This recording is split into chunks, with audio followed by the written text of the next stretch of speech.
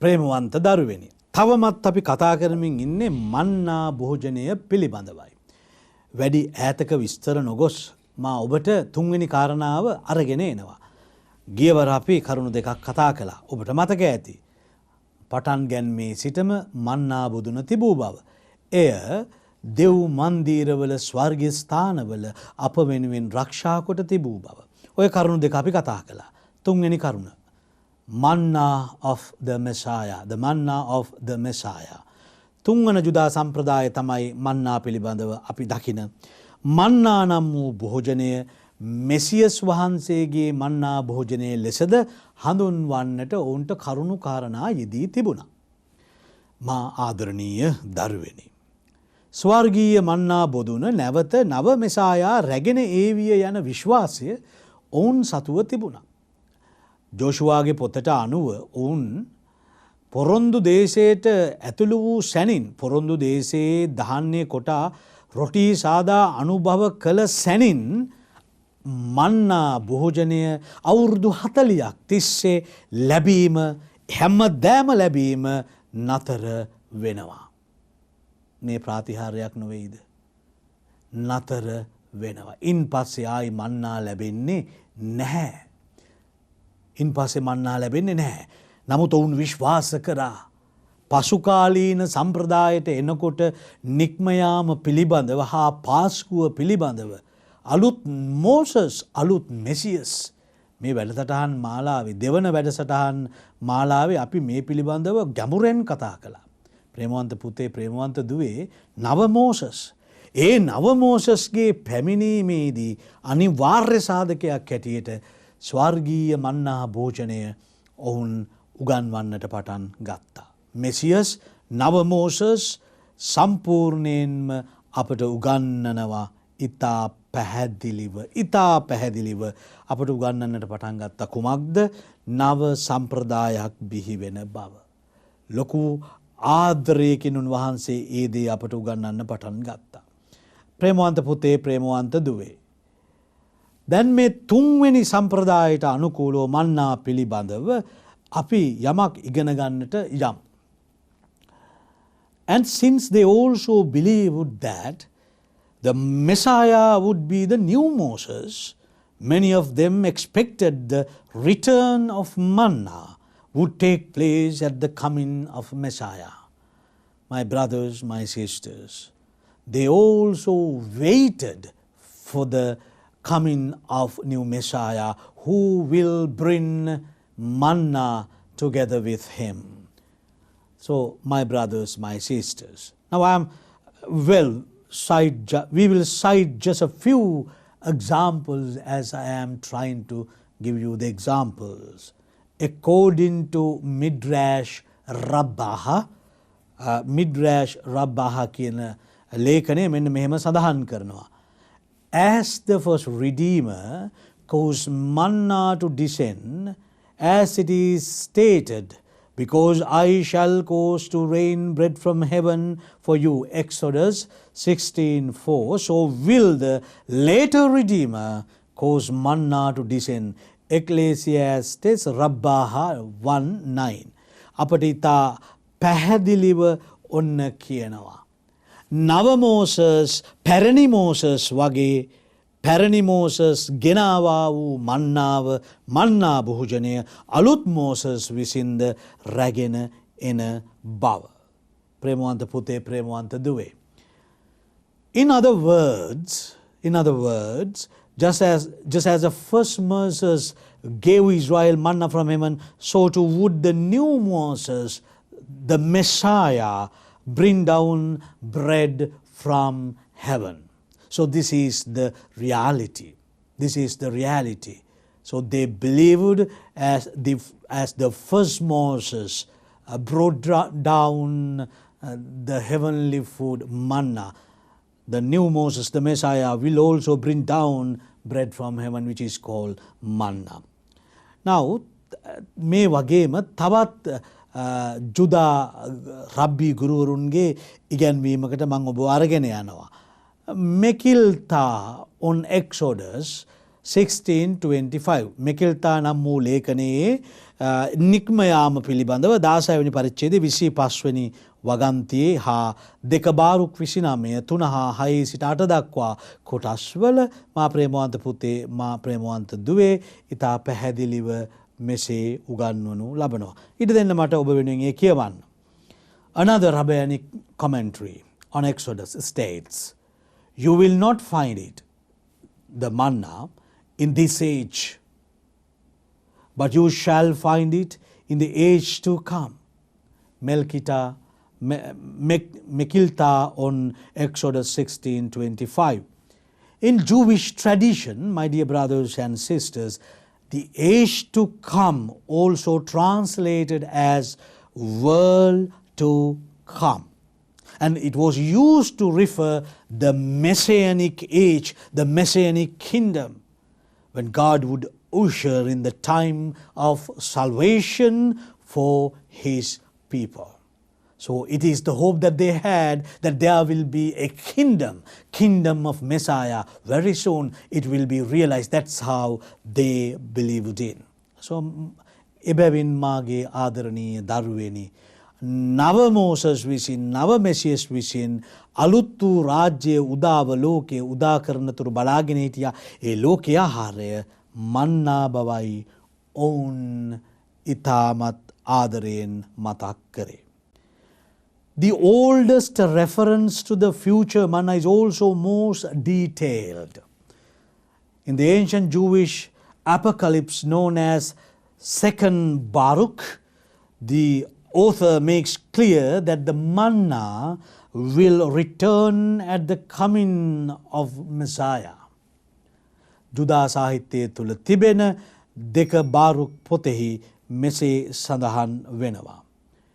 And it will happen that when all that which should come to pass in these parts is accomplished, the Messiah will begin to be revealed, and those who are hungry will enjoy themselves, and they will moreover see marvelous every day.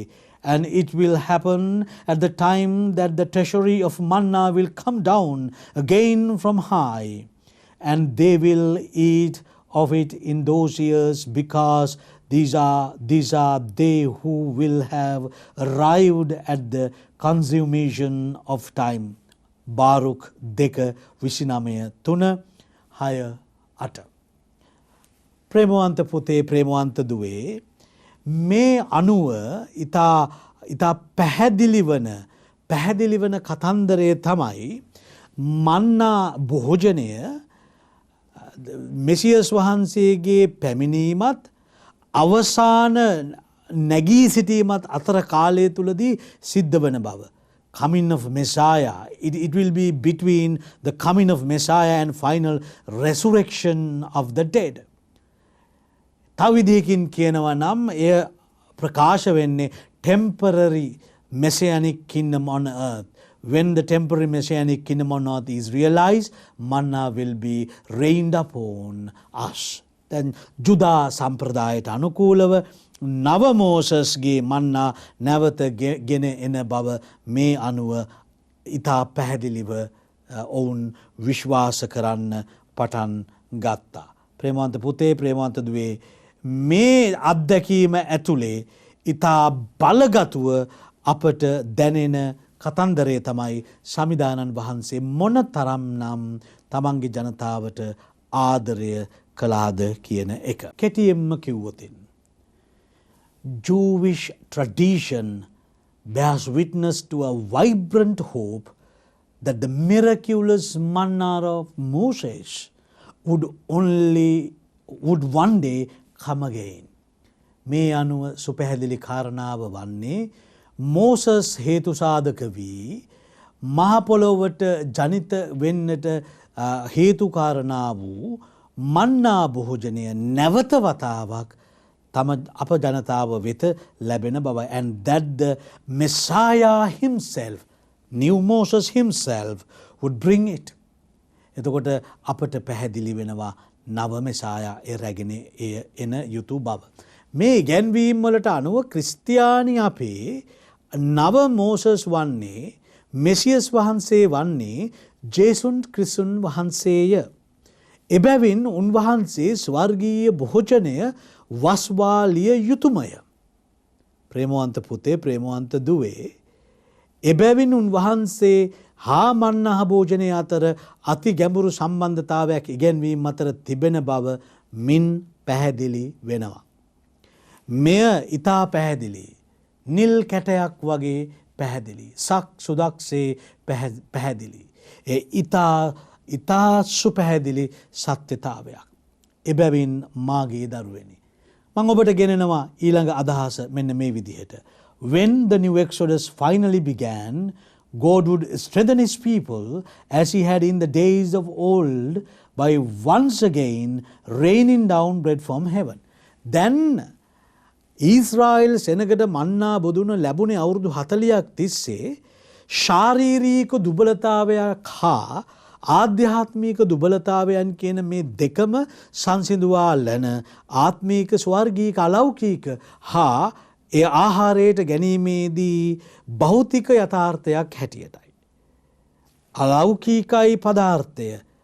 හැබැයි ලෞකික පදාර්ථයකුතින් පිනෙන්නට තියෙනවා. දිවස ප්‍රසාදීය සමිදානන්ගේ භෝජනය ඇතුලේ ඇත්තේද ඔය යථාර්ථය නොවේද? ඔය සත්‍යතාවය නොවේද මා ප්‍රේමවන්ත දරුවනි? දැන් ඔබට වැටහෙනවා නේද?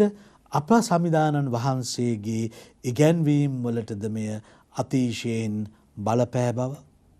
ඒ ඊතා අතිශයින් බලපෑවා. ප්‍රේමවන්ත පුතේ, ප්‍රේමවන්ත දුවේ, මාගේ ඊළඟ තේරුම් ගැනීමට ඔබ එකතු වන්න. This would happen every day. හැමදාම මේක සිද්ධ වෙන්න ඕන.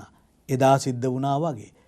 දැන් අවුරුදු 2000ක් තිස්සේ මේ ස්වර්ගීය මන්නා භෝජනය අපට ලබා දෙන්නේ අපි අවුරුදු 2000ක් තිස්සේ ලොකු සටනක් කරන බැවින්.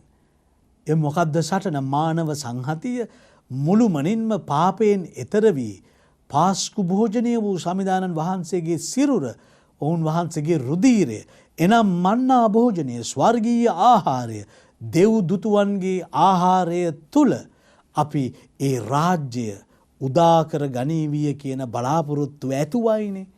ඉතින් ප්‍රේමවන්ත පුතේ, ප්‍රේමවන්ත දුවේ, this would happen every day so that the people of God might have foretaste of the new promised land of the new creation, what some rabbis call the bread of the world to come.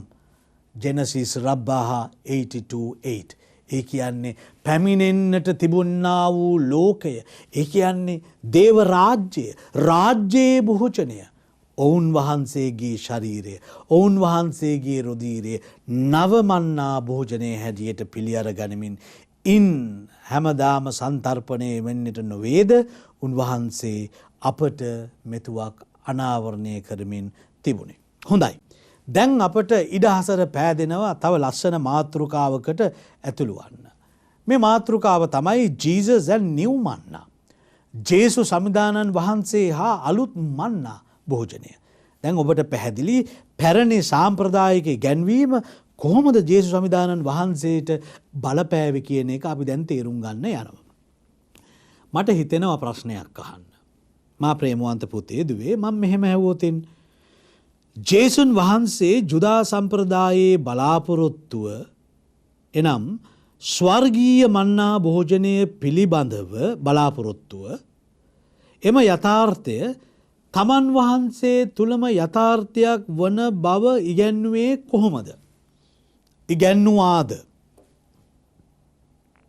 මෙන්න ප්‍රශ්නය. ඉගැන්වුවාද? With this background in mind, can we say, or we can ask these questions? Did Jesus ever refer to the ancient Jewish hope for the new manna from heaven?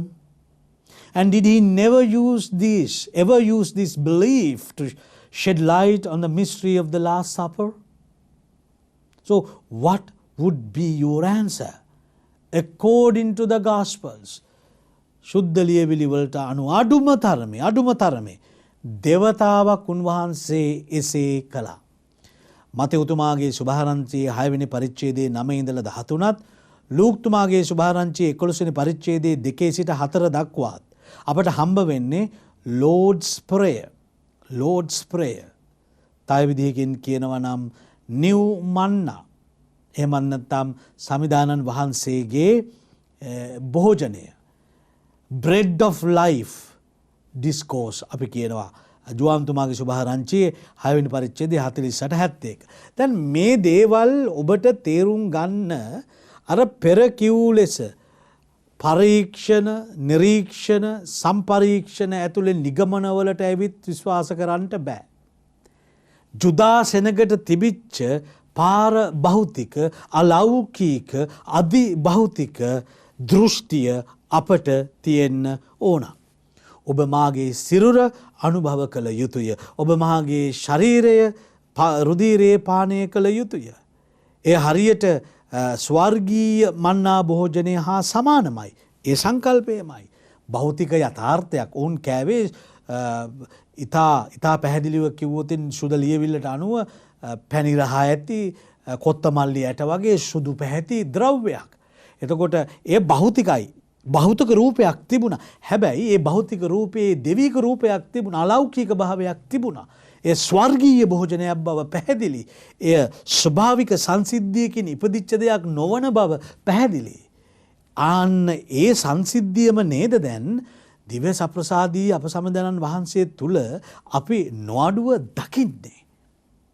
අලෞකික අධිභෞතික යථාර්ථයක්. එය ක්‍රියාවලියකින් සිද්ධ වෙනවා. transubstantiation මූල ද්‍රව්‍ය පරිවර්තනයක් සිද්ධ වෙනු ලබනවා. හැබැයි මූල ද්‍රව්‍යයේ විතරක් නොවේ පරිවර්තනය වන්නේ. පරිවර්තනය වුණත් මූල ද්‍රව්‍යයේ පරිවර්තනය වුණාය කියලා අපි දකින්නේ නැහැ. එබැවින් ස්කන්ධ විඥානයේහි පරිවර්තනයක් ඇති බව අපිට ඉතා සුදක්සේ පැහැදිලි. ස්කන්ධ විඥානය හැම විටම ස්කන්ධයක්. හැබැයි විඥානිකයි. විඥානික ස්කන්ධය හැම විටම අලෞකිකයි. මේ අලෞකික ස්වභාවය ඇතුලේ අපි මේ භෝජනය දැන් තේරුම් ගත යුතුයි. අලෞකික තත්ත්වය ඇතුලේ මේ අපි තේරුම් ගත යුතුයි. Therefore, my children, according to the Gospels, he did in fact do so on at least 2 occasions, as I said in Sinhala language. Already I said that. First, we need to go into this because this is the basis, this is the foundation. So in that sermon, Jesus repeatedly referred to the manna from heaven, using it to explain to his disciples how they would be able to eat his flesh and drink his blood. So you can see this in the bread of life discourse in John 6:48 to 71. So my brothers, my sisters, mage daruweni, indeed this sermon in the synagogue, in Jesus's most detailed discussion of the Eucharist in all 4 Gospels, you will see this. This is the most detailed sermon that you see in his teachings. මේකේ ප්‍රතිඵලයක් හැටියට කුමක්ද උනේ? අපිට සිද්ධ වෙනවා මේක අම්පැක් කරගන්න. මේක ලෙහා ගන්න. මේක ලෙහාගෙන කඩාගෙන සවිස්තරව විස්තර කරගන්න. Therefore, however, as I hope to show you, it is well worth our attention here to get into the deep sense of the thing. But first, let's look at the Lord's Prayer. මෙතෙන්ට මම යන්න කැමති ඔය ලියා තිබෙන තැනට. නමුත් එතෙන්ට යන්න පෙර මට අවශ්‍යයි ප්‍රේමවන්ත පුතේදුවේ ඔබට තව එක යථාර්ථයක් පිළිබඳව කතා කරන්න. සමිදානන් වහන්සේ උගන්වූ තමන් වහන්සේගේ මහා ප්‍රබලයාඥාව, the Lord's Prayer, ස්වාමි වාක්කාරාධනාව, සමිඳුන්ගේ යැදීම. ඒ යැදීමේ එක වගන්තියක් අපි ගොඩක් වෙලා කතා කරමු.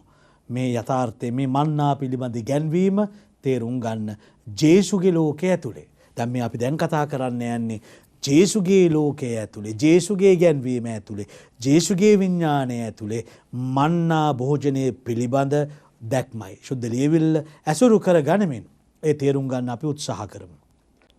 ප්‍රේමවන්ත පුතේ, ප්‍රේමවන්ත දුවේ, මම අද දවසේදී යන්තමින් ඒ ගැන ඔබට කියා දෙනවා. Give us this day our daily bread. Our daily bread. ප්‍රේමවන්ත පුතේ ප්‍රේමවන්ත දුවේ මට දෙන්න මෙන්න මේ වගේ වචනයක් ඔබට කියලා ඉවර කරලා අද වැඩසටහන ඉවර කරන්න. දැන් සාමාන්‍යයෙන් අපිට හුරු give us this day our daily bread කියන වචනයයි. ඕක තමයි පරිවර්තනයේදී වෙලා තියෙන්නේ. ලබන සුමානේ අපි මේ පරිවර්තනයේ කෙබඳුද කියා විස්තර කරනකම් මම ඔබට බලාපොරොත්තුවක් දෙන්නම්. මම ඔය වාක්‍යයේ ඔය කොටස මෙහෙම කිව්වොත් give us this day our supernatural bread. පියාණනි අපට අලෞකික භෝජනය එදිනදා අලෞකික භෝජනය අද අපට දානය කළ මැනව. ඔබ කොහොමද එය තේරුම් ගන්නේ? ලබන සුමානේ ඔබ ලැහැස්ති වෙන්න එය තේරුම් ගන්න. එය මන්නා පිළිබඳ ඉගැන්වීමේ ශුද්ධ ලියවිලි පරිහරණයේ අපට හමුවුණු ලස්සන අපූරු තැනක්. ඒ තැන බයිබල් විශාරදීන් අපට කියාපාන අපූරුවට අපි උත්සුක වෙමු එය තේරුම් ගන්න. Give us this day our supernatural bread. අපට සමිදානන් වහන්ස ඔබ වහන්සේගේ අලෞකික භෝජනය එදිනදා අපට දානය කළ මැනව. සමිදානන් වහන්සේව ලබාගෙන ඒ අලෞකික ලෝකෝත්තර භෝජනය තුළ ඔබේ ආත්මය වර්ධනය නොහොත් ඔබේ ආත්මය පෝෂණය ඒ තුළ ලබාගන්න ඔබ උත්සුක වන්න. දැන්මා මේ ඔබට කියාදුන් දේ එක දෙයයි කරන්නේ. අත්දැකීමක් ලබාගණ්ඩ ඔබ යොමු කරනවා විතරයි. එබැවින් පුතේ එබැවින් දුවේ. ඒ අත්දැකීම ලබාගන්න යොමුවෙන්න දුහන්න ඇසුරු කරන්න පටන් ගන්න. ඔබට ඒ අත්දැකීම ලබාගන්න බලය සවිය ශක්තිය සමිදානන් වහන්සේ නොඅඩුව නිතරම ඔබටම දානය කරන සේක්වා. හමුවෙනතුරු අලුත් බලාපොරොත්තුවක් ඇතිව මම ඔබට සමු දෙනවා. ඔබට ජේසු පිහිටයි.